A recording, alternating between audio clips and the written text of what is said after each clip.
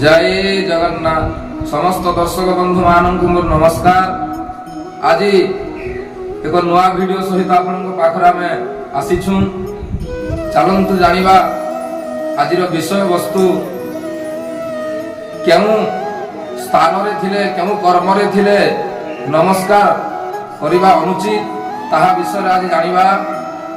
चलतु जदि कौनसी व्यक्ति उदा लुगा पिंधि अवस्था थाए नमस्कार करिबा अनुचित, सही समय नमस्कार करिवे नाही एवं तेल लगाई अवस्था थिले तांकु नमस्कार करिबा अनुचित किंबा स्नान करुथिबा समय कौनसी व्यक्ति को नमस्कार करिवे नाही। फूल बा जल ग्रहण करुथिले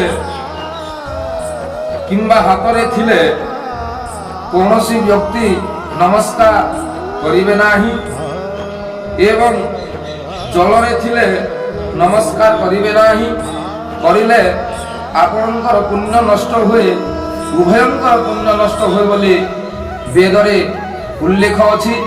यह मानिले आपण मानकर जीवन मंगलमय हो। जय जगन्नाथ।